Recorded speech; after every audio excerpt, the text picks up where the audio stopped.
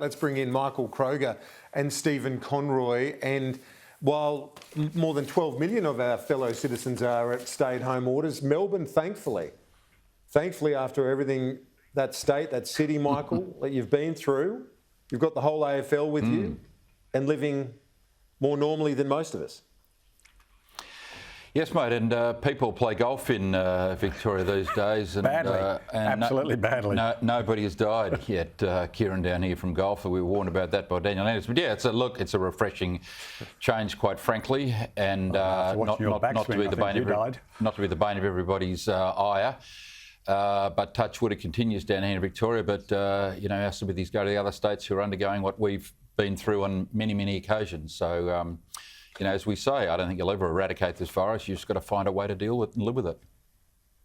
Stephen Conroy, I know you've been very critical of this government for weeks and weeks. We've been talking about it, accusing them of incompetence and whatever else. But I think that argument might be resonating a bit more now, Stephen.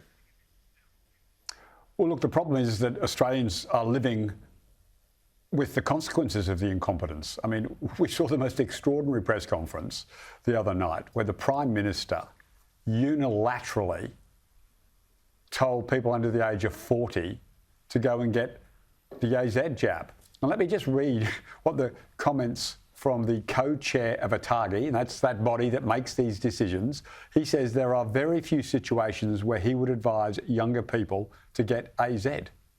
Very few situations. So the Prime Minister, in his desperation to try and say that the rollout is picking up speed and to hide the fact that he's got no Pfizer to give them, is now actually recommending to people under the age of 40 that they should take the shot. And let's be clear, no one, or virtually no one around the world has died, and certainly not here in Australia has died under the age of 40, I think, of COVID. So the equation, and this is why they've made this recommendation, the equation is there are now 2 people dead from the AZ side effects. This is a tragedy. It's not a reason for people. I've taken my first jab. I've got my second one coming up. That there's 2 people. There's 5 more cases of blood clots yesterday. So if one person has listened to the Prime Minister and ultimately ends up dying because they took the Prime Minister's medical advice, well, that is on his head. Anything, this man will do and say anything now to cover up the incompetence of this vaccine rollout. Yeah. Michael? Look, where do you begin? Look, what we know is that AstraZeneca, as Stephen correctly says, has resulted in the deaths of 2 people. Millions have been vaccinated worldwide. And the health advice is that it is no more dangerous than other types of antidotes you take for other types of illnesses or diseases.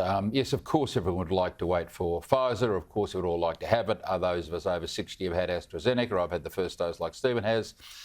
But as I keep saying, Kieran, if you want to have everyone in this country vaccinated with Pfizer, what countries are we taking those doses from to bring to Australia? There has been a limited supply of Pfizer, so Stephen's unable to tell us, or anyone on the other side's unable to tell us where Greg Hunt and Scott Morrison should have got those doses from. We know the EU, right, stopped the doses coming to Australia, severely diminished them because Australia is not having the deaths that other countries around the world are having.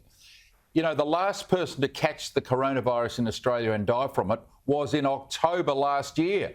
8 months ago, Kieran. 8 months ago. So, when Stephen and his colleagues, try and, get this panic, and these chief health officers in in South Australia and Queensland in particular, spreading panic everywhere.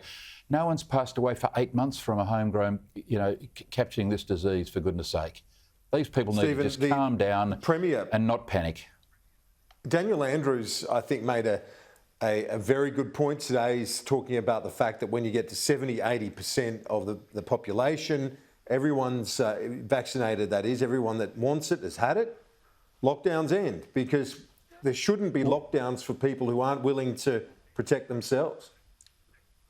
Well, I think that's a very reasonable point. The question here, though, is particularly with the Delta variant, it is far more transmissible to children. So if we're going to have herd immunity and we're saying it's got to be 70 to 80%, are we saying that that does or does not include children under the age of 18, none of which have been approved in Australia yet? I'd be very concerned if I was a parent if herd immunity only applies to over 18s, because we've got to get the kids vaccinated. Pfizer is testing now on kids.